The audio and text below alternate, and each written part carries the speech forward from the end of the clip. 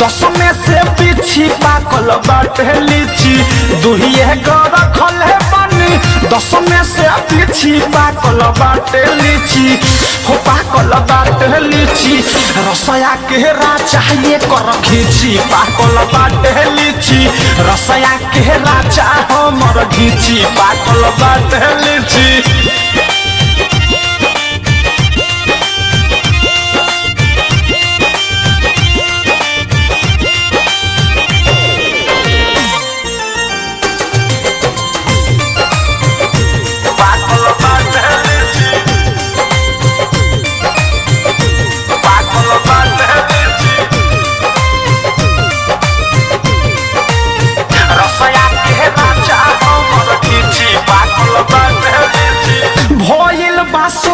लेखा भीतरे ई पाक के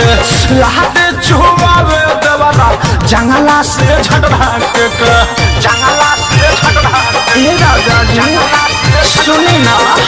भइल बासो हद लेखा भीतरे ई भटरा के लाद छुआवे देवरा जंगला से झटरा के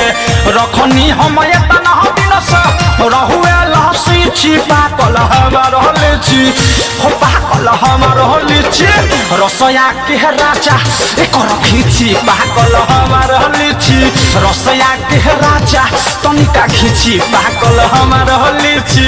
हे राजा।